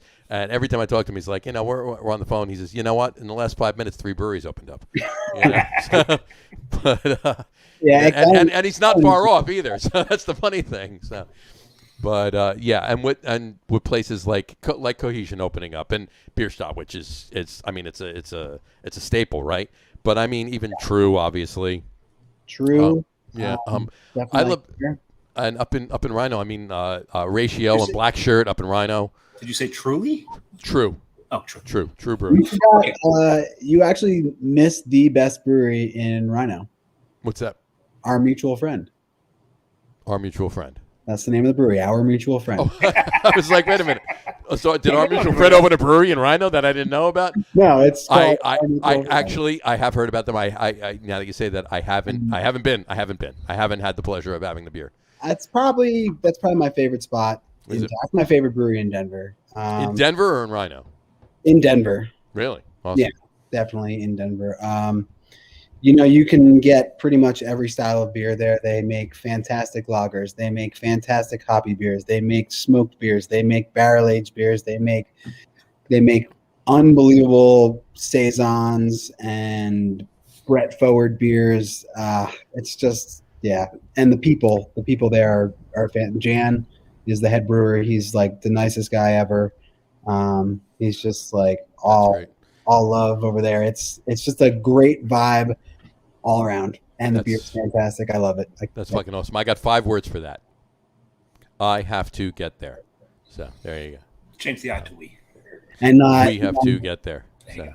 It's like, I don't know, 2-3 blocks from Bierstadt. Oh, that's fucking awesome. There you go. It's quite a nice little like 1-2 punch there. I mean, it's like if there's a lot of breweries on that little strip down there. Right. River North is over there as well, and they are there. River North's in Rhino, really?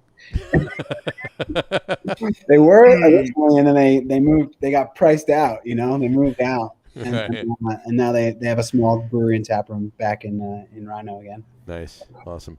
That's fucking great. And even, I mean, even, and I know I'm just saying this, whatever. Even Denver Beer Company makes some is making some good. They win a lot of medals. They really win a lot of medals. Yeah. I personally don't drink a lot of their beer. They have connected to them to their main facility because they have a lot of. They just opened a tap room over near Harry Lugnuts' house. So it's right near Inglewood, right, just on the south side of Denver. They took over a spot down there, and they have a spot in Arvada, which is kind of like northwest a little bit. Right.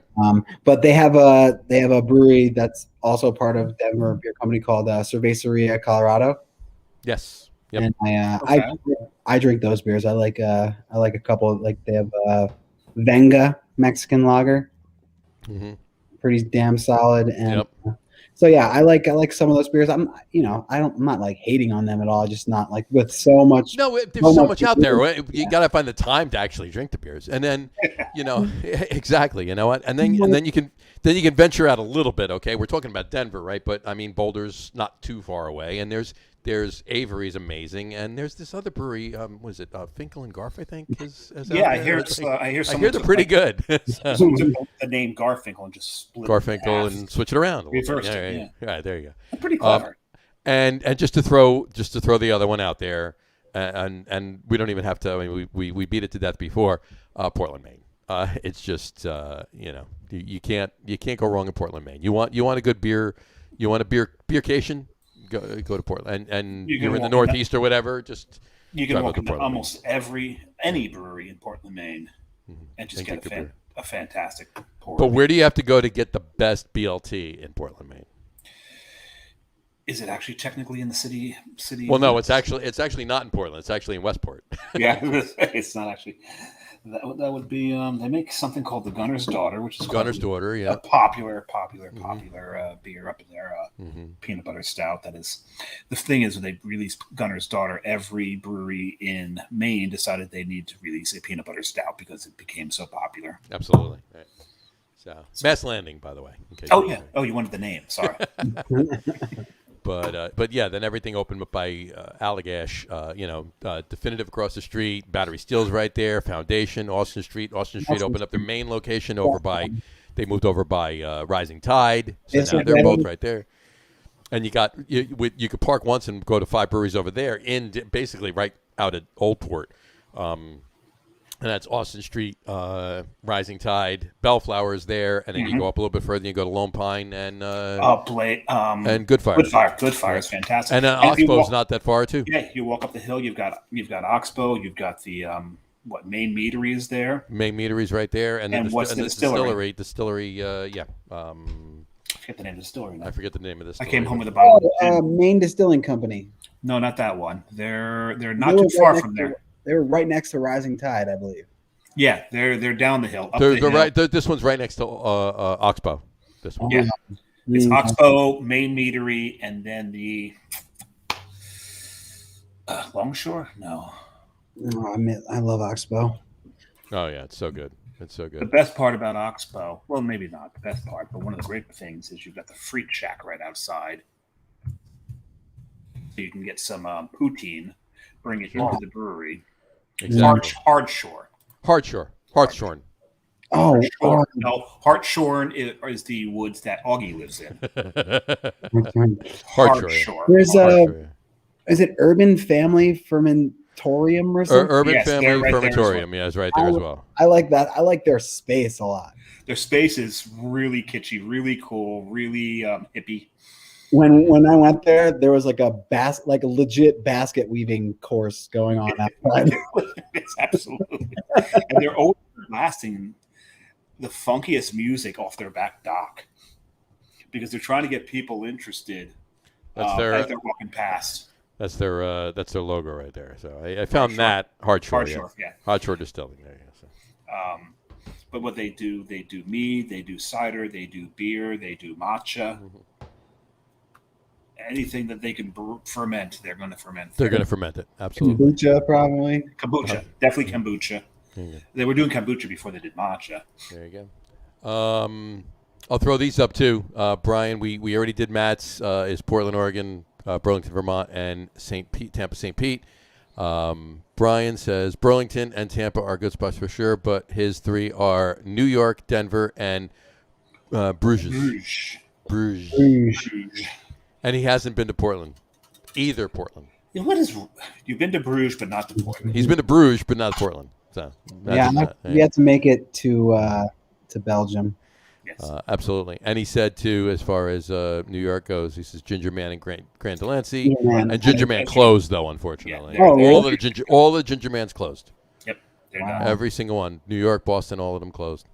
Oh, dang. There's another Midtown beer bar that was fantastic.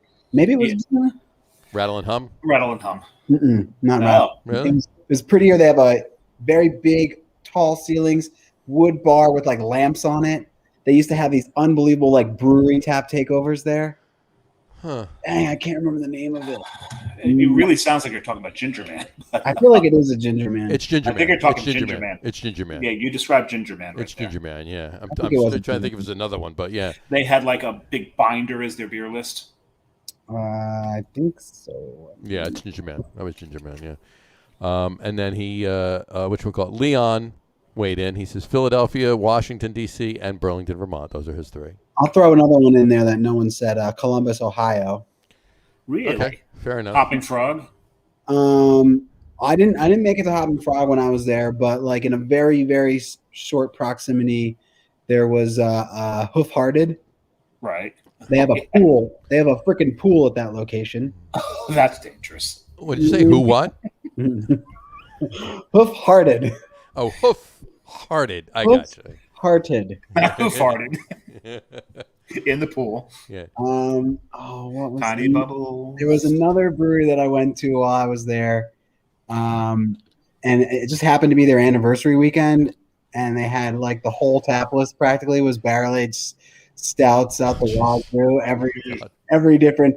It was insane. I gotta look up the name. It's killing me right now. I can't think of it. While you look that up, I will weigh in on that one and throw another one out there. Cleveland is amazing. Cleveland's got a lot of good liquid in it. What's it, Indigo?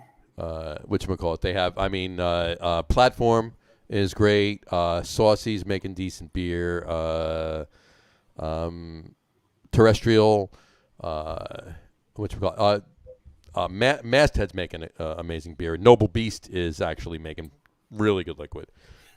But while we're in Ohio, Brian mentioned that Cincinnati. And then Brian just mentioned Cincinnati. Yeah, Cincinnati's got a lot of good breweries, and Ryan Geist obviously leading the way, and then every other one from there. So now, speaking of Columbus, isn't BrewDog? Don't they have their hotel outside of Columbus?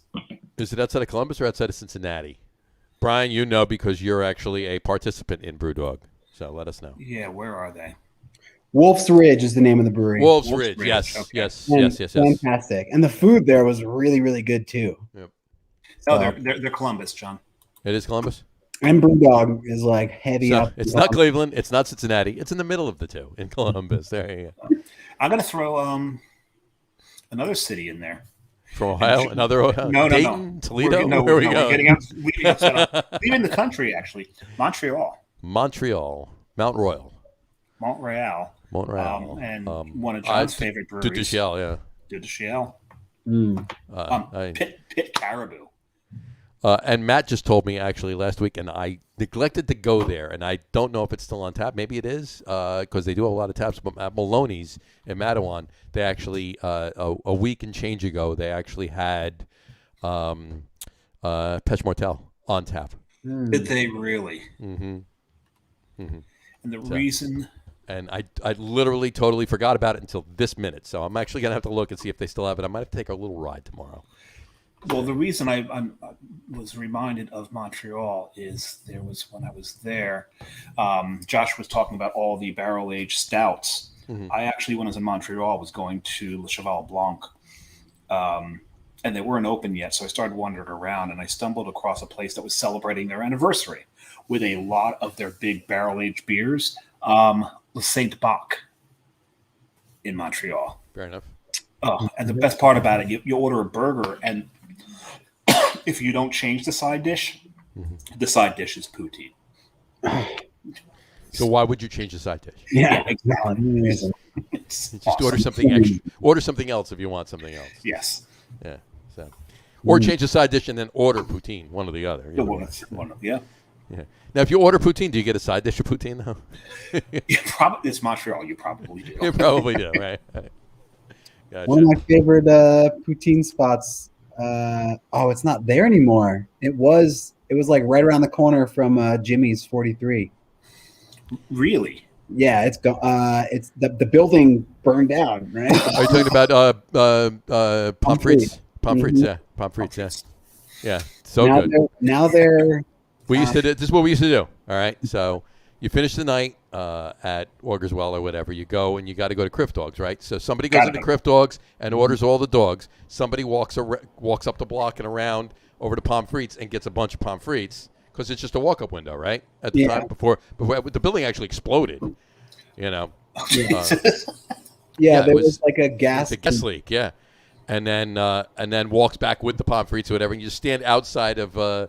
There's the it's the top of a garbage container, but it's clean. Obviously, the garbage is inside it or whatever. You just put your dogs and your dogs and your pommes frites and everything, and just have your.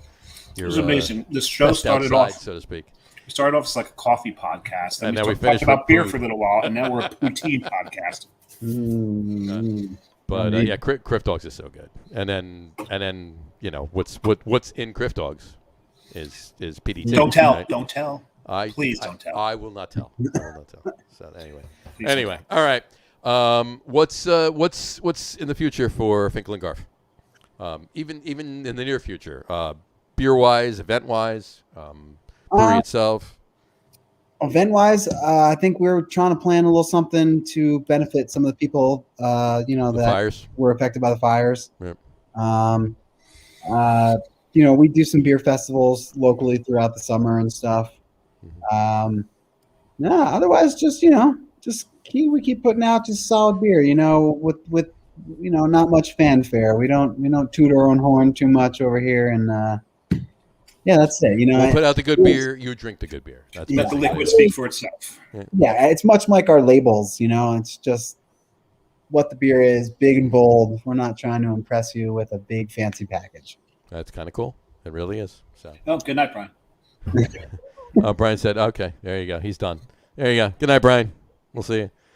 All right. So anyway, okay. On that note, Dave, you have any parting words of wisdom? No. We've talked about everything that I kind of want to talk about. The Denver beer scene. Yeah. At one point I was going to make some pun about the Ohio City. Surface. Yes, just scratching the surface. I was going to make some. Yeah. Oh yeah, I know. I mean, exactly. Just scratching the surface is putting it mildly, really. Yeah, it's definitely someplace I need to get to. I've got like an open invitation as someone who lives out in Colorado to take up his guest room for a week if I need to. There you go. But it's down in Estes Park, so I don't know if that's close enough to really. No, but you go see my homies at Lumpy Ridge Brewing. There you go. And I think Ken he's a frequent visitor there. I love those guys. They know how to party, I'll tell you that much. Nice. But I was going to make some sort of pun about Mile High City being the word high having two connotations now. But the one thing that for a while now, actually. But yeah, for a while now. And the thing is, you've not been out since it was made legal, so it would be interesting to talk about if the craft beer scene changed once marijuana became legal there. And I don't imagine it would have changed much. I think that from the people, the locals, my buddies that have grown up here, once everything became legal here, this area just blew up. People wanted to move here. And once all those people moved here in that type of, those type of people, they're like, they just added more to the brewery scene, right? You got all these people who want to live in this area and a bunch of like talented, brewers and people in that industry. And, it kind of just snowballed and grew in, past on what it already was, which was pretty impressive. And like you said, there's like always a new brewery opening here. Mm-hmm. Either in Denver or in Colorado. There's so many breweries in Colorado that I still haven't even heard of. And, I like to think of myself as someone who knows the scene pretty well here. Mm-hmm. So, but yeah, there's so many small breweries that are really, really fantastic that don't really get talked about too much. So. This is true. Yeah, they don't. And because there's just so many, really, it's crazy, but it's all good though. I mean, there's plenty to go around.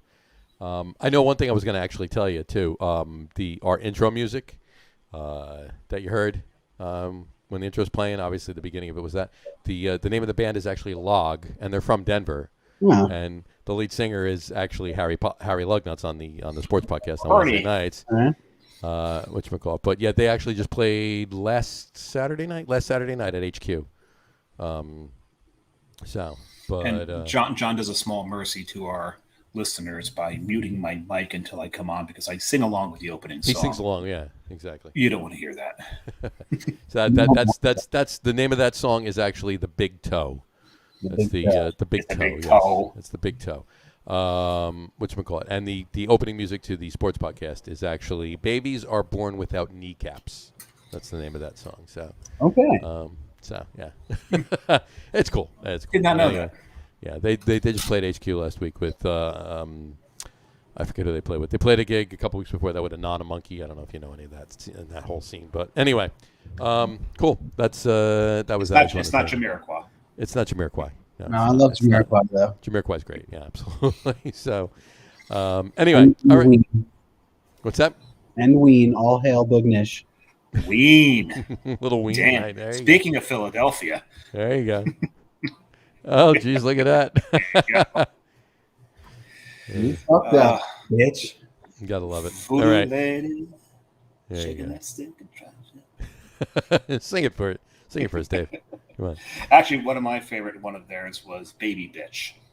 Baby yeah, Bitch. I do love that song. My girlfriend, not so much. Yeah, women don't particularly like that one as much as not really. guys No, they don't care for it that much. And Mister, will you please help my donkey? Pony. Pony. Pony. Yeah. Yeah, I think it's. I like that one. Yeah, it's a great song. Yeah. Anyway, all right. So on that note, well, you know what? Thanks for coming on the show. We really appreciate it. Keep selling that great beer. I'm gonna actually before when we're completely done. Don't go anywhere too. When we sign off, don't click off. We're gonna talk for a couple minutes before we're completely done. But we'll sign off the show first. But yeah, I'm gonna definitely once we're completely done, I'm gonna go on and order some stuff because I gotta get some of that. That's cool. I gotta taste the beer. We'll have it on the shows too. Definitely coming up. But anyway, thanks for coming on the show. We really appreciate it. Keep doing what you're doing out in Denver and in Boulder and everywhere out in Colorado. Keep making the beer. I know that Northeast Jersey misses you. Yes, Northeast Jersey. I miss it too.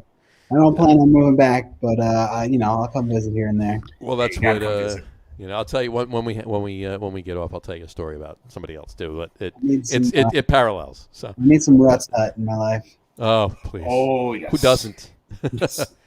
We have something out here very good. The guy came from the East Coast, so he knows all about Steve's Snapping Dog. Steve's, yeah. There's a picture of Ruts Hut in Steve's. Yes, there is. So I know it's legit. And you know that there's a brewery open pretty much across the street from them now. Yep. Yeah, Cerebral. No. No, across from Steve's. Across from Ruts Hut is Cerebral, which is fantastic. Yeah. And was it Nighthawk or something? Ghost Talk. Yeah, we're gonna have them on the show in about 3 weeks. All right. 2 or 3 weeks. 3 weeks they're on the show. Yeah. So. Yeah. But we got another comment before we go. Who is that? And no. This is probably one of our spams. We've gotten big enough now that we're actually getting. We think we're getting spam posts. We get spam from I don't even know what it is. So anybody, it's from YouTube. It's from YouTube, but the person that just commented or whatever, can you please put it in Russia? And can you please put it in English if you want us to answer the comments? That's in Russian. So anyway. Put a translation on that real quick. I'm gonna have to copy it and put it in Google Translate. Go for it, Dave. Well, I'm doing it right now. Actually, I'm just going in there and see if there's anything in there. It says, "I love beer." Maybe it's not spam. Who knows? Maybe it's not spam. Exactly. We don't know Russian. Mm-hmm. So we're going to go from. There we go. Russian to English because I got to set from English to Italian because I'm trying to learn Italian. Because you're trying to learn Italian, right? So the vun rent. We can translate it from Luxembourgish. Okay, do that. And it means of rent in Luxembourgish. It means what? Of rent. It means of nothing. Rent. It means nothing in Russian. Of rent. So, do you owe rent or something, or you do? No. Not that you're aware. No, I'm paid up. Paid up. Yeah, all right. So it's spam. Well, it's probably spam. So. It's probably spam. Anyway, all right. But that's a good sign. It is a good sign. So, anyway. All right, on that note, anyway, like I said, thanks for coming on the show. We really appreciate it. Oh, God, yes. Keep doing what you're doing out there in Colorado. It's the beer obviously looks amazing, and I can't wait to taste it and see that it, how amazing it tastes and all the reviews. I mean, it's just amazing anyway. Definitely message us if there's anything fantastic that you know is going to hit. Let us know right away. And you need to grab this. Yeah. This is going up. If you're selling to them anyway. So what's going up, and she's like, yeah, just let us know. Guys, get this. It's going to be available like in 2 days. Just order it straight away. Just get it, and we will. So anyway, but I'm in big trouble that you introduced me to this site. I currently have WeldWorks up on my screen. Yeah, WeldWorks makes some decent liquid. Yeah, they might. This is going to hurt a little bit. So. Anyway, all right. So, like I said, stick around. Let me do the exit, the outro here, if you will. Outro. This outro. This is actually kind of impressive. There you go. So, anyway, he does this in one breath. Well, no, it's a couple breaths anyway. But we'll wrap the show up for today on this note. We want to thank everybody for watching, and for those of you just listening to the audio podcast, thanks for listening. Don't forget to visit our website, www.lagerroom.com. That's LAGERROOM.com. And please remember, like us and follow us on all of our social media. That's Facebook, Twitter, Instagram, and of course our YouTube channel. All of them are at The Lager Room. Remember, we go live with the video podcast on both Facebook and YouTube every Tuesday night around 6:30 Eastern Time. And for those of you that just want to listen to the audio podcast, you can do so on Apple Podcasts, Spotify, TuneIn, Stitcher, Google Podcast, Amazon Music Podcast, and iHeartRadio as well. And if you haven't done so already, please subscribe to one or more of those feeds, and you will never miss a show. Again, thanks for following along with us. Have a great rest of your week. Have a wonderful weekend. Drink a lot of beer, but drink responsibly. And we will talk to you soon, folks. Take care. Absolutely. Cheers. Cheers.